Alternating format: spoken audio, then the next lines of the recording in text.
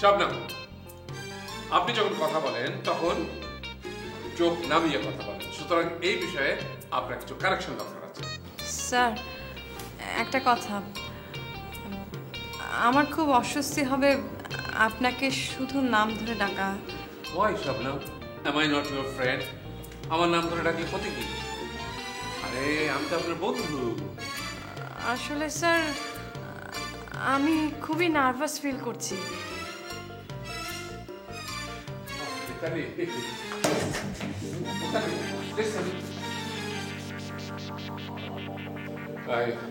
Sorry, ওনার সাথে আপনাদের পরে পরিচয় করে দেবো। হ্যাঁ, যা বলছিলাম, শাবনম, আপনি খুব স্মার্ট মেয়ে, দেখবেন সব কেটে যাবে, আপনার নার্ভাসনেস কিছুই থাকবে না। বাট মোর সমস্যা হইবে না নে mister Hafiz sir. Well, time will see, দেখা যাক। তবে হ্যাঁ, আঞ্চলিক ব্যাপারটাকে আমাদের বিবেচনার মধ্যে রাখতে হবে। মা কি করছো মা? মা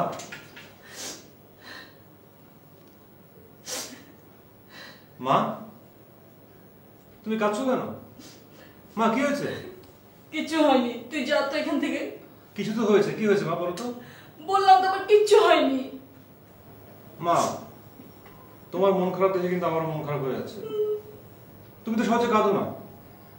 মা মামার কিছু হয়নি তো? খবরদার আমার ভাই সম্পর্কে কিচ্ছু বলবি না। কেন, বাবার দোষ চোখে পড়ে না? না কিচ্ছু দেখো না বাবার দোষ। বাবার কথা বলছো? বাবা আবার কি করলো? এই হাসছিস কেন?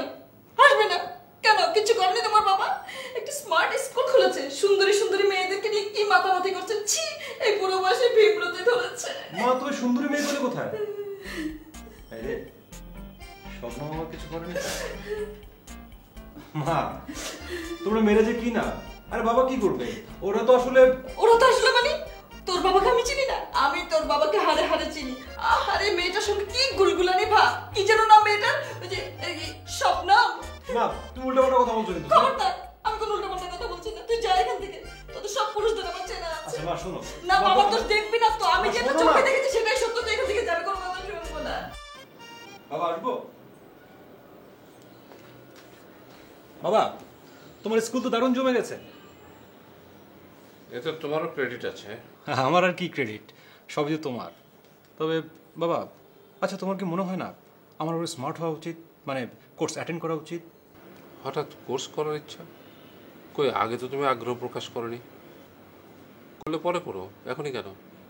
আর তাছাড়া তুমি কিন্তু যথেষ্ট স্মার্ট, তো কোর্স না করলে কোনো ক্ষতি নেই। না তারপরও মানে একটা ফর্মাল কোর্স বলে কথা, তুমি তো বলতে তাই না, তোমার কাছ থেকে তো শেখা।